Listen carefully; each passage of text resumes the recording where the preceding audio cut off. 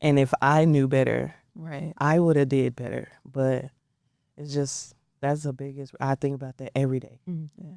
you know, and to have a 2-year-old just pulled out your arms and that's the last time you see her. She's 10 now. You know, like, it's a lot that come with that, but, you know, I have a 3-year-old now, so it's like, I want to be, I'm strong for her, but it's like, I know when that time comes, my oldest gonna have those questions like, you were there for her, but you couldn't be there for me. Like, it's just a lot, but that's something we working on. I'm trying to forgive myself because I feel like mentally it's messing with me more than I want to admit it.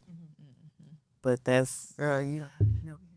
that's I know. I was like, that's are we healing. gonna Like, the that's tissue box healing. up in Like, here? that's part of my healing. You know what I'm Yeah. saying? Like, I'm tired of crying, y'all. Like, I really am. I get that.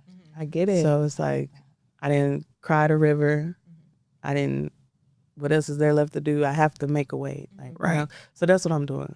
Yeah. So Yeah.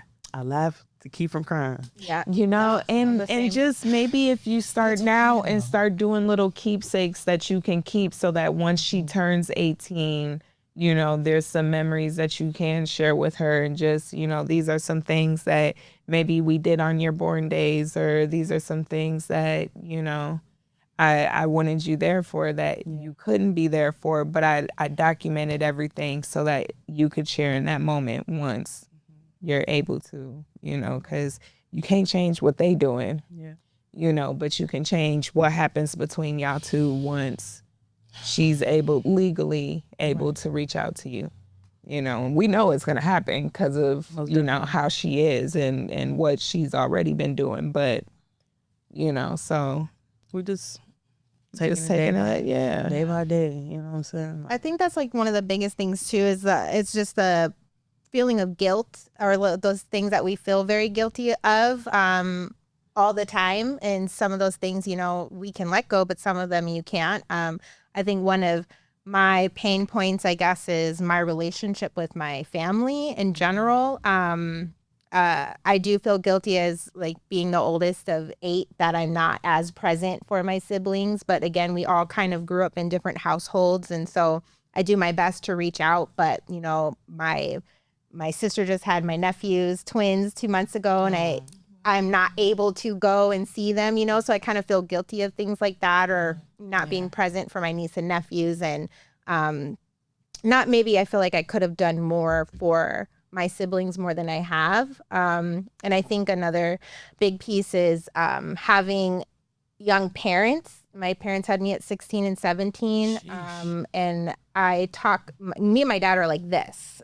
Me and my mom do not have the best relationship, and we still to this day, like, we're cordial, we talk, but, you know, I talk to her maybe once every couple of weeks. Are you the oldest? I'm the oldest. And so I got it, I guess I feel guilty in a sense of maybe shutting out my mom without giving her an opportunity to tell me her story. Right. And she's still here. Like, I can still do that with her, and I do want to have those conversations, but there's so much around, like, the unpack, trust, yeah. the, you know, why did certain things happen when I was a kid, or why did you treat me this way and not the others, you know? So it's always those things. And so it's been heavy on my mind to have those conversations with, you know, my siblings separately, and then my mom. But a lot of that too tracks down to how I am with my own kids. So there's so many things that happen, like, within my childhood that I highly tried to avoid with my own children. And